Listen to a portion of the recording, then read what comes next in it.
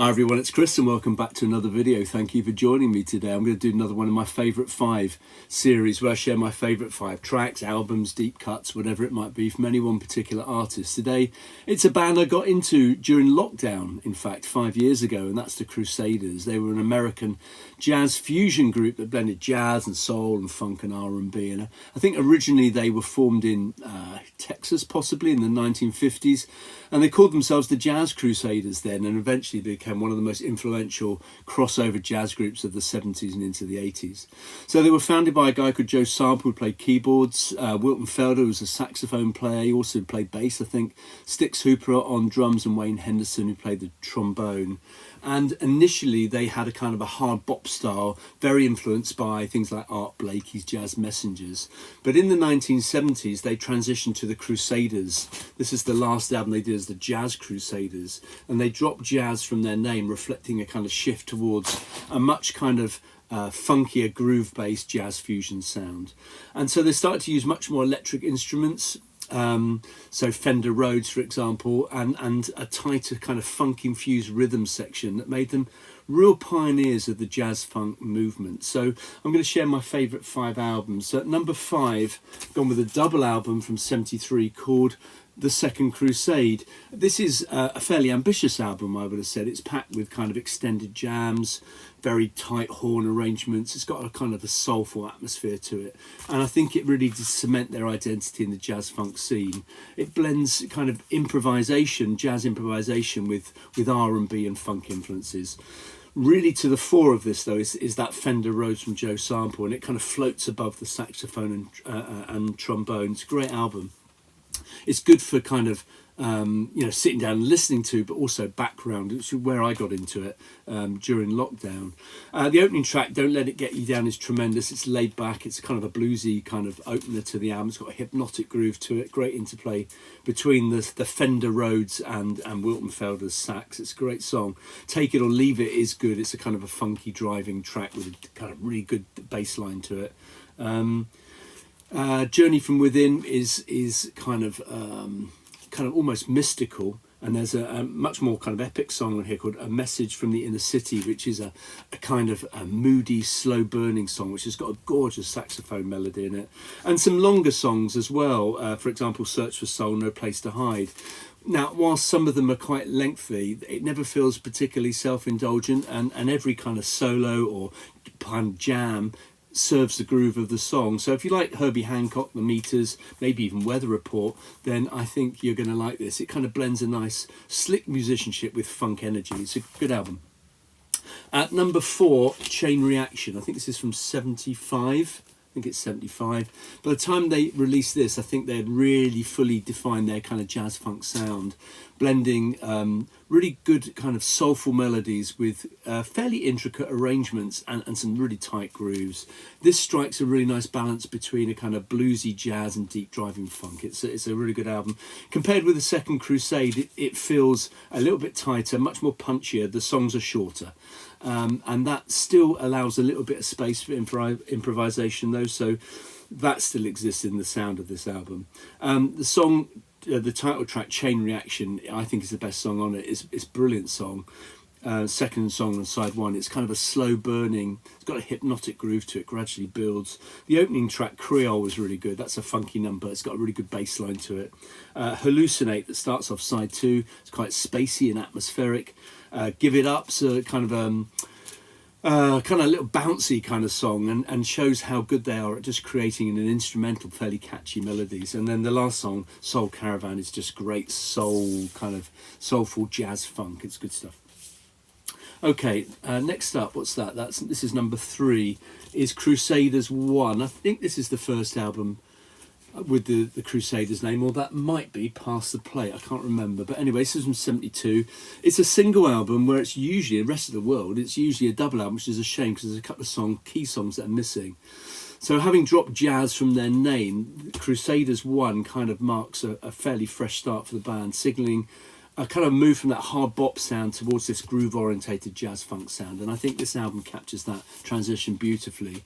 It's laid back, it's funky, there's a strong R&B influence on this, and unlike their earlier work where trombone saxophone was center, I think here we've got that electric piano, that Fender Rhodes, that takes a really dominant role here.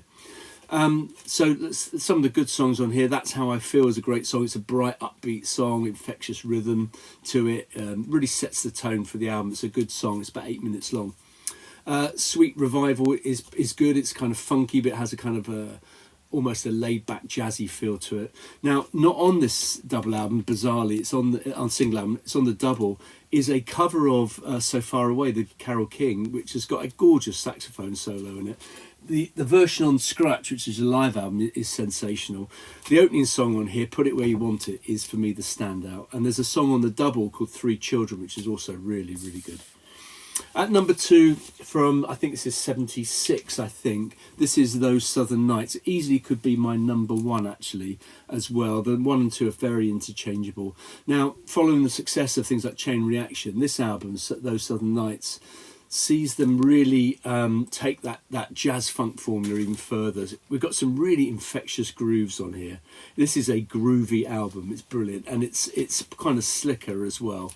So there's tight rhythms, really melodic hooks on this album, and extended solos as well. But they never feel particularly excessive. Actually, it's just a really good album.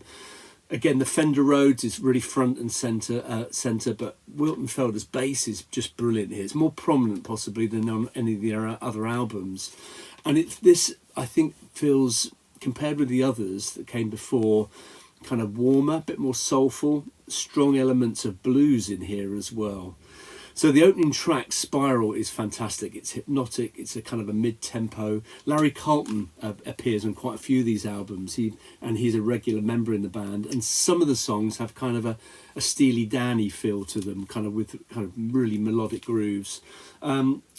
Keep That Same Old Feeling is brilliant. It's probably the most famous track from here. It's a really uplifting song. I love that. It's a jazz funk anthem for me. And then there was the blues, which has just got the most amazing groove to it. It's fantastic. So I think this album is really good. It's kind of I would have said it's a jazz funk masterpiece. It's really good. Maintains the high standard of the albums that come before it, but kind of leans much more into the kind of soul blues influence. And I think Larry Carlton is really to the fore in this album as well. It's really good. And my number 1 is Southern Comfort from 74, although this could be my number 2. It's interchangeable between Those Southern Nights, but certainly coming off the back of things like Second Crusade, Southern Comfort finds this band really refining that groove, that blend of jazz funk, of R&B, of blues, and it's effortlessly smooth, this album. It really is. So this sits between the kind of jazz funk style and their earlier raw kind of jazz and the more kind of polished sound that they would develop as they went on. We've still got that signature Fender Rhodes on here. We've got some great drumming on here as well, and a kind of real soulfulness to this album. So there's some really melodic playing on this, and there's one of my favourite songs on here, and we'll come to my favourite songs in a minute, but the opening song, Stop and Buck Dance, is a kind of a really lively, infectious opening. It's got an absolutely irresistible groove to it. It's brilliant. Sets the tone for the rest of the album. Greasy Spoon is a good song. That's kind of blues heavy, jam. Kind of, I think, harks back to their kind of roots, I think, a little bit. Get on the Soul Ship is one of the most groove-driven tracks on this album. Super Stuff is a good song. It's quite a hypnotic song. Blends kind of jazz and funk. And it's got this really nice rolling kind of bass line to it. It's great. The Well's Gone Dry is a good song. That's a Larry Carlton song. It's kind of a bit melancholic, actually, but it's got a lovely saxophone solo in it. Lilies of the Nile is a good long song. I like that. And the song that closes the album, which is called A Ballad for Joe Louis, is a really atmospheric track. It's fantastic. So on this album we've got kind of soulful melodies, we've got really kind of head nodding grooves, that kind of stuff, and it's quite smooth, bluesier kind of sound to it, but it's a really, really good album. But these two are my favourite 2 albums, and they're kind of interchangeable. So I've written down where is it? There it is, my favourite songs by them. So if you don't know much about the band, then this possibly is the starting point. So at number 5, I've gone with a song on this album. So this is Crusaders 1, and the song is called That's How I Feel. It's 8 minutes long, but it's just got a really lovely groove to it. Now, Larry Carlton is playing on it, but so are 2 other guitarists as well, and there's quite a lot of guitar effects and so on it, but it's a really good song. So that's How It Feels from Crusaders 1 at number 5.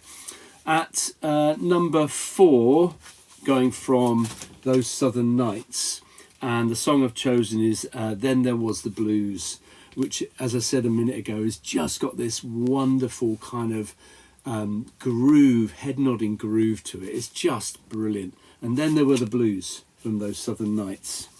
At number 3, the song I mentioned a second ago, which is the closing song on here, called A Ballad for Joe Louis, or Ballad for Joe in brackets Louis. It's a really atmospheric, moody, brooding kind of song. It's fantastic, and that's my number 3. At number 2 is the opening track with Larry Carlton. There's Larry Carlton in the middle there, and it's called Spiral. It's a fantastic song. Larry Carlton did a lot of good work in this band, a lot of good work, and I think his influence in the band makes it sound like almost Steely Dan backing band at times. But Spiral has got a wonderful melody to it and a really nice groove again to it, and some good guitar work, and that's my number 2. And my favourite song by them, at least my favourite at the moment, is the opening song from Southern Comfort, the double album from whenever this was, 1974 I think, or whatever, and it's Stomp and Buck Dance. It's just such a groovy song. I don't know how long it is, doesn't say, but it's just a tremendous song. Great way to start the album. It's the highlight for me of the album, and I think it's one of their best songs. So there's the songs I think we should start with. That's How I Feel, Then There Was the Blues, Ballad for Joe, Spiral, and Stomp and Buck Dance. So let me know what you think in the comments below. This isn't a band for everyone, but I guess you're watching this either to find out or because you like them. So anytime soon I'll be back with another video, I'm sure. In the meantime, thanks for watching. Cheers.